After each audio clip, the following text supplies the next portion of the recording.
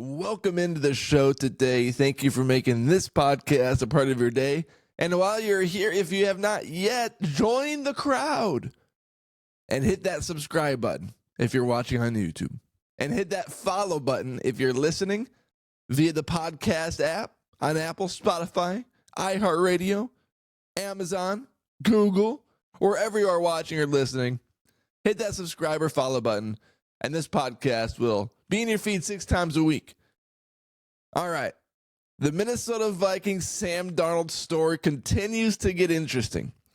And the outcome of Sam Darnold and the Minnesota Vikings continues to be revealed day after day. Every single day, the curtain is peeled back just a little bit more if you can read in between the lines. And I'm not going to lie about this. I've been 100% on who leaves and who stays. Last year, immediately following the season, I said Kirk Cousins is gone. He's gone. He does not want to be the guy that is a quarterback one over a rookie, and he is not going to sign a contract for 1 year when there's other suitors out there that will sign him for more than that. Well, it turns out he goes to the Falcons. The Falcons backstab him by drafting Michael Penix Jr., and he had the exact same situation. So Kirk made the wrong choice. However, did he really? He got $90 million, $100 million guaranteed. It's the same thing with Sam Darnold this offseason. Darnold will receive a 1 to 2 year contract offer from the Minnesota Vikings. However, the problem with that offer is that Sam Darnold is going to receive a multi-year offer from some other organization. If you read the tea leaves, if you read the room, that is exactly what's going to happen.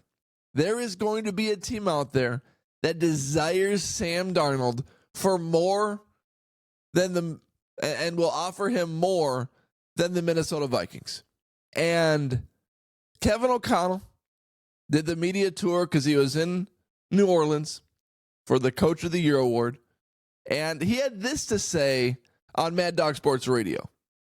Now, obviously, quarterback position is going to be a topic for conversation. And, Sam was phenomenal and did a great job. And you drafted JJ in the first round, and I love that pick, and I love his upside. I love his talent. So take me through the thought process here, because you do have a franchise tag, and obviously I know Kwesi and company, they'll get to work on that. Is JJ ready? Do you want to bring back Sam? Could you bring back both? What's the thought process for the offseason at quarterback? Yeah, I think first and foremost for me, you know how much I love the quarterback position. So the season Sam had, being with him every step of the way, and just watching him really find, what I believe was supposed to be his successful path in this league. So we know Sam can play at a high level. We're also very excited about J.J. McCarthy. We were jumping for joy when we could make him a Minnesota Viking last year. He has the injury. He's getting to a place now where he's, having a full offseason is going to be critical for him. He's going to be healthy. He's basically there now, and now it's a process of making sure we don't let that guy overwork, because everybody knows his makeup and what he's all about. But the way I look at it is we have options. We want to over-communicate with these players and make sure that they know how much we care about them, how much we would love to have all of them. We'd love to have the same team and then just keep adding to it next year, but it's just not the way our league works. So we're going to work through it. Sam knows how much we care about him. He's earned the right now to be, in my opinion, the marquee free agent at the position. And that normally means really good things for Sam Darnold. Whether that ends up being in Minnesota with us, we'd be excited about that. Or if he's playing for another team, they're going to be getting a great quarterback. And we'll have JJ ready to go. I also, bringing Daniel Jones in late in the year and getting some exposure to him and him learning about us a little bit, that's the kind of depth you really want as a quarterback, quote-unquote, guy. You want your quarterback room full with guys that have tremendous upside and chances to help you win. You can hear the tone in Kevin O'Connell's voice. And there's been consistent language over the last few days about Sam Darnold being the marquee free agent. And earning the right to become a free agent quarterback, which tells me that the Minnesota Vikings are not going to put the franchise tag on him. One, because they're probably nervous that if you do franchise tag him, you can't find a trade partner. Well, you're stuck giving a guy a 1-year, $41 million contract. Plus, if you do franchise tag him, I get their salary cap flexibility on the Minnesota Vikings side right now. But if you sign and trade Sam Darnold, the problem with that is that you need to find a trade partner, let's say the Raiders or the Giants, and you need to find pieces on that team that you want to bring over to your team. And right now, who wants a piece of the Raiders or the Giants? Right now, who wants a piece of the bottom feeders in the league right now? So it seems like Sam Darnold is destined for free agency. And Kevin O'Connell's been very consistent on that as of late. So Kevin O'Connell, the Minnesota Vikings organization, and Sam Darnold, I've been saying it for the last few weeks. This is destined for a departure. And Sam Darnold is going to sign a multi-year contract somewhere else. The Minnesota Vikings are setting it up that way. And you look at what Kevin O'Connell mentioned at the end of that video. His eyes brightened when he started discussing Daniel Jones.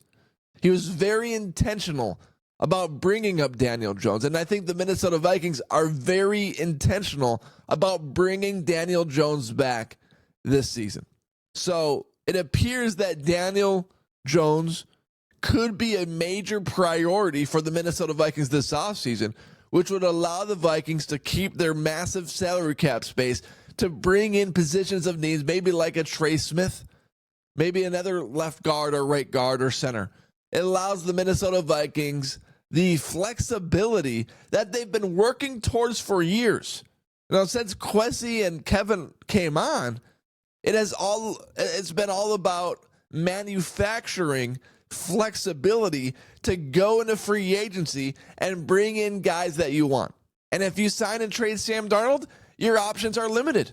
If you re-sign Sam Darnold to a multi-year deal, you're eating all that salary cap space. And that is not the long-term vision of the Minnesota Vikings. Maybe late in the year, before the final 2 weeks in the year, the Minnesota Vikings had a pivot plan if Sam Darnold leads the Vikings far in the playoffs.